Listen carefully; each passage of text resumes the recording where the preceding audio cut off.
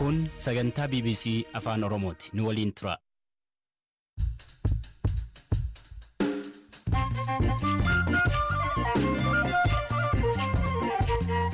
Yooyyaa malee yooyyaa dhaggeeffattoota raadiyoo BBC Afaan Oromoo nu dhiyaadha bakka nu dhaggeeffachuu jirtan cufaatti sagantaan keenya am jalqaba. Kopheerra keessatti humnoonni TPLF cufa Tigraay kaasuuf karaa kamiyyuu Suudaan dabalatee banuuf yaallaa jedhan. Well, either there has to be an agreement. Karaa kanatti fayyadamuun mootummaa federaalaa ammaan gora jiru waliin walii galuu yookiin immoo cufaa jiru cabsanii gargaarsi akka naannicha seenu gochuudha. Lamaan keessaa tokkodha. Tarkiin Itoophiyaa fi deeggarsa gosa kamiyyuu hin taasiftii jedhu pireezidantiin isaanii. Sababa nagaa fi tasgabbiin Itoophiyaa Tarkiif barbaachisummaa guddaa qabuuf Tarkiin deeggarsa barbaachisu mara Itoophiyaaf akka gootu pireezidantii Tayyip Erdogan dubbachuu isaanii hima. Dorgommii atileetiksii irratti Itoophiyaan irraa meedaalii 2 argatte. Kanaaf oduu dabalataa nu waliin tura aan Aslii Galgaloo.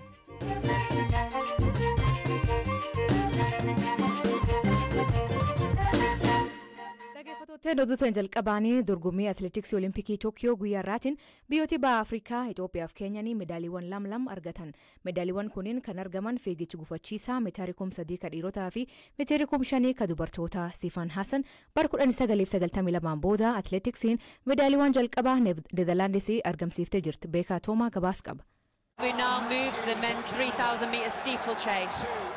Fiigicha gufachiisaa meetira 3,000 ka dhiirotaa guyyaa sa'a 9 daqiiqaa 15 irraa eegalee fiigameen Itoophiyaa bakka bu'uun atileetonni 2 Lammichaa Girmaaf Geetinnat Waalee ka dorgoman yoo ta'u Lammichaa Girmaa lammaffaa bahuun biyya isaaf meedaaliyaa meetii argamsiisee jira. Fageenya meetira 3,000 kana xumuruuf gufachiisa lafaa 28 fi ka bishaan irraa 7 walumaa galatti gufachiisa 35 utaaluun irraa eegama. Lammichaan fiigicha kana daqiiqaa 8 sekoondii 10 fi maayikiroo sekoondii 38 fixee meedaaliyaa meetii argate. Itoophiyaan gosa dorgommii kanaan meedaaliyaa yoo argattu bara 1980 jechuunis waggaa 41 booda kun ka jalqabaati. Atileetiin Keenyaa Kiigan Benjaamin sadaffaa bahuun meedaaliyaa naasaa yoo argattu tokkoffaa xumuruun meedaaliyaa warqii ka argate atileetii Morookoo Baakaalii Soofiyaan jedhamudha. Atileetiin Itoophiyaa Geetinnat Waalee afuraffaa bahe. Dorgommii biraa fiigicha meetira 5,000 ka dubartootaa guyyaa sa'a 9 daqiiqaa 40 irratti fiigameen Itoophiyaan meedaaliyaa naasii yoo argattu Keenyaan ammoo meedaaliyaa meetii fudhatteetti. Fiigicha hawwiin eegamaa ture kana atileetiin Oromoo Neezerlaandsiif fiigduu Sifan Hassan injifachuun meedaaliyaa warqee fudhatteetti. Sifan Hassan fageenya kanaan Olompik irratti meedaaliyaa yoo injifattu ka jalqabaa yoo ta'u Neezerlaandsiif ammoo erga bara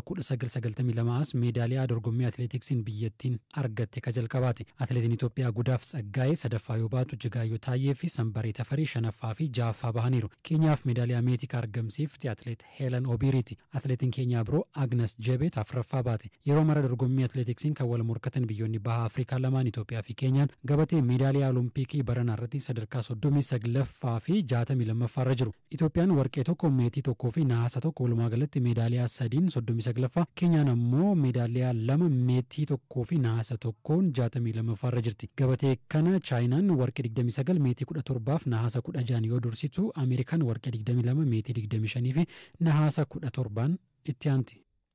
Tookiyoo ka jirtu pireezidantiin Federeeshinii Atileetiksii Itoophiyaa Daraartuu Tulluu qophiin gareen Atileetiksii Itoophiyaa gochaa ture seenaa Abbabaa Biqilaa waggoota 57 duraan dalage irdeebi'uuf akka ta'e wayita shakalar turan BBC timtee turte. We now move to the men's 3,000 meter steeplechase.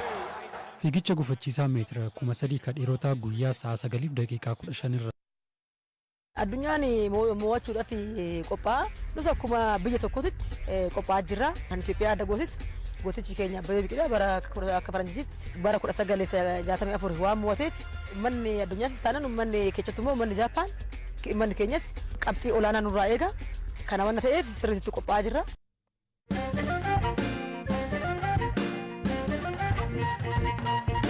Pireezidantiin Turkii Rasiib Tayyip Erdogan biyya isaanii Itoophiyaa fi deeggarsa gosa kamiyyuu hin taasiftii jedha.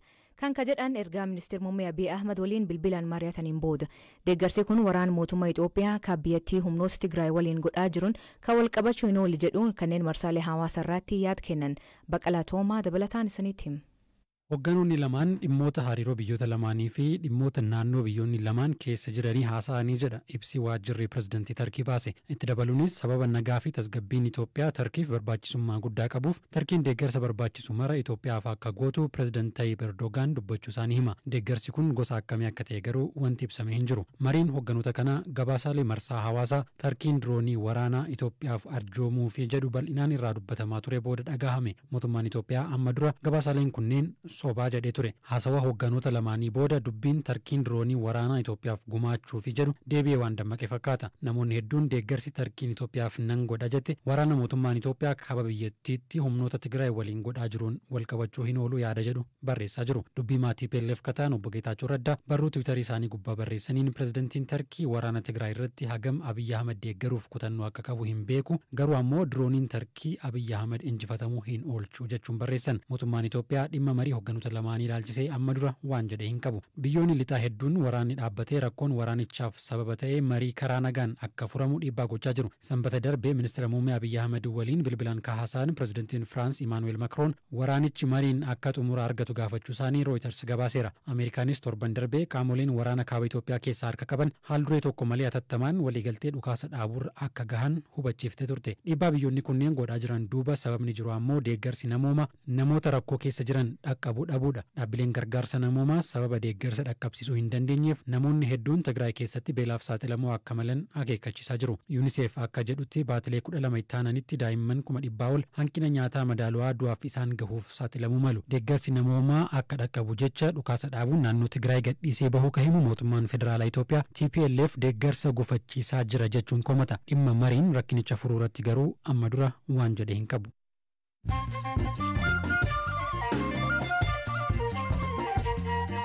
Dhaggeeffattootni amma oduu gaggabaaboo addunyaa isanii dhiyeessaa jalqabaanii mootummaan Jabuutii walitti bu'iinsa boot Soomaalii fi Affaar biyyattii keessa muddate balaaleffata. Jabuutii keessatti uummanni kun walitti bu'uun namoonni gari ajjeefamanii kaan miidhaaf saaxilaman. Lakkoofsi namoota ajjeefamanii addaan ba'uu baatullee kanneen du'an namoota nagaa ta'uu himan. Ministeerri muummee Israa'el Naftali Bennett Iraan doonii Ooman haleelluu sirriitti beekaa jedhe. Iraan himannaan Teheraan bu'uura hin qabu jechuun haleella lubbuu lammii Biriitishii fi Roomaaniyaa galaafate kan waakkate. UK fi US'n ammoo haleella seera addunyaa cabse kana Iraanitti duub jira jedhanii akka amanan ibsan. Haaliin Masisee dubartiin daa'imman 9 caamsa keessa deette biikiyyaaf maatii baay'ee yaadaa jette. Dubartiin maalii hospitaal Morokoo deettuun yoomii akka biyyatti deebinuu hin beennuu jette. Sababii isaa ijoolleen isii hagammaa kunuunsa waan barbaadaniif. Pireezidantiin Malaawii Lazarus Chakwera du'iinsa namoota 21 hordofee guyyaa 2 gad biyyaalessaa labse. Dubartoonni 18 fi daa'imman 3 balaa konkolaataatiin dilbata lubbuu dhabuu himan. Balaa konkolaataa waggaatti namoota hedduu galaafata Afrikaa keessatti. Garee mirga namoomaa fi lammiileen Tuniiziyaa hidhaansi namoota pireezidantii qeequuf yaadda'uu himan.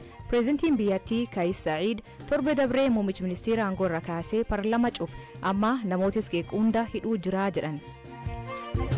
Mootummaan Biriteen lammiilee keenya dhiifama gaafachuu dhabuu fi beenyaa kaffaluu dhabuu qeeqaa jiran. Akka qorannoon UN agarsiistutti Biriteen gaaf kolonii saboota lamliit keenyatti lafa isaanii fudhattee ijjeeftee miidhaa saalarraa geessiste. Namoonni walakkaa miliyoona kanaan miidhama hedduu jedhan. Tarkiitti yoo xiqqaate namoonni 8 ibidda biyyattii balleessaa jiruun du'uu himan. Ibiddi hoteela qarqara galaanaa irra jiru barbadeessaa jiru turistii hedduu baqachiisee jedhan. Ibiddi kuniin ammaa fi guyyaa 6 bobaa jira.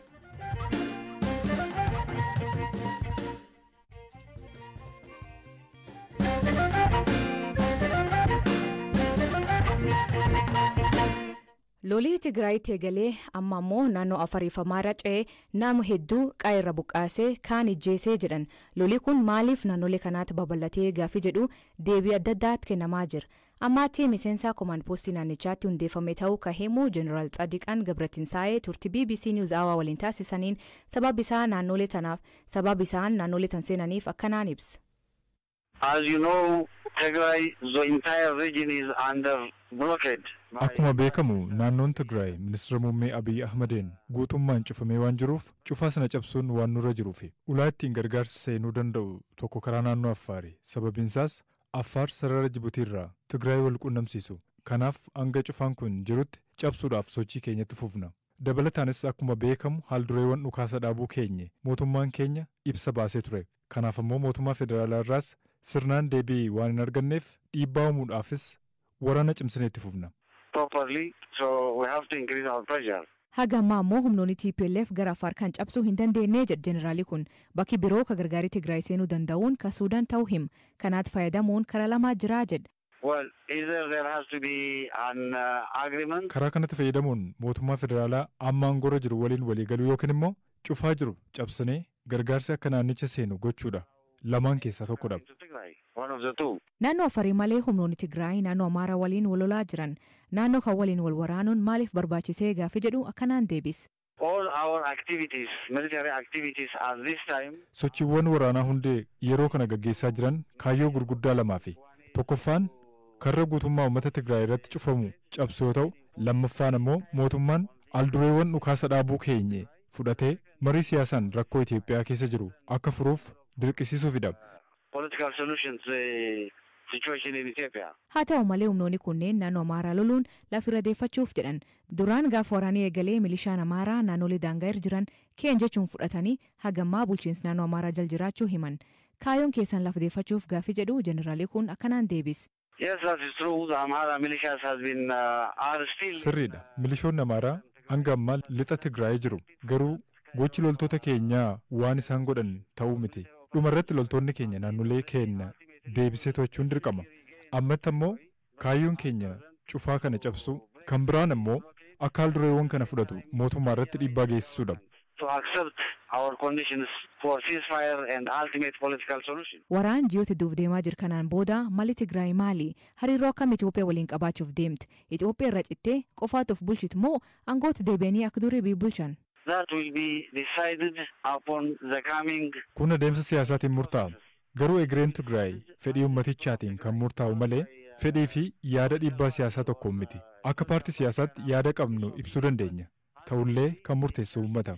Bilisummaas ta'e sirna federaalaas ta'e referendamii hiree fi murteeffannaas ta'e akkaataa sirna federaalaatiin itti fufuudhaaf marii humnoonni siyaasaa Itoophiyaa keessa jiraniin murtaa'a. Waliigalteen dhukaasa dhaabuu haala uummataaf ifa ta'een ta'uu qaba. Waliigalteen kunis erga irra ga'amee booda mariin siyaasaa hunda hammate atattamaan gaggeeffamuu qaba. Will be discussed in the future and in the general public.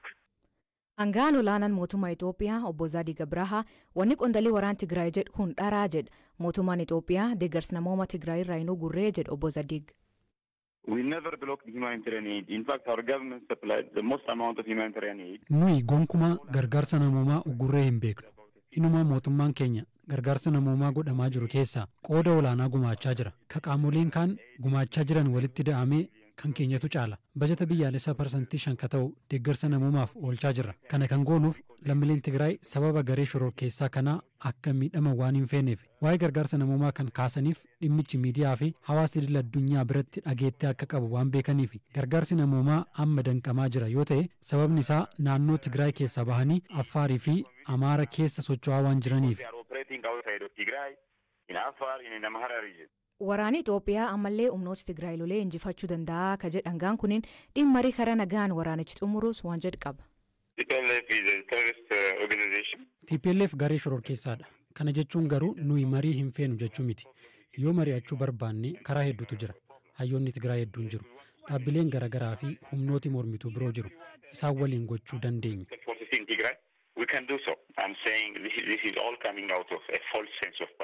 Kuni ka jedhamaa jiru tilmaama humnaa olii ofiif kennuurraati. Herrega dogoggoraa hojjetaniiti. Duras baatilee 8 dura wayita waraanicha eegalan dogoggoranii turan. Kanan sitti himaa jiru nuti labsii dhukaasa dhaabuurra jirra. Humna keenya yoo ilaaluu feete torbee muraasa eeguu qabda. Gaafa obsi keenya dhume gandaa fi magaala Tigraay hunda keessaa ariinee isaan baasuu dandeenya.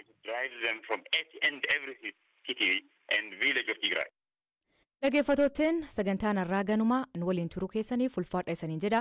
Oduu dabalataa weebsaayit keen BBC News Afaan Oromoo irra dubbisaa. Facebook teen BBC News Afaan Oromoo qooda oduuteen laala. Mammaasii galgal kanaa gurri fardaan deeme hin deebi'u. Hiikan isa isan biraatti maanii kooment keessatti nu beeksisa. Sagantaa kan qophees Beekaa Toomaa gam teknikaatiin Deevis Masaaru kan isaniif dhiyeessan Asli Gilgalooti. Ag Boreessaatti akkana nagaa waaqa keebbulaa oraa bulaa deebanaa hangafamaan dhanbulaa.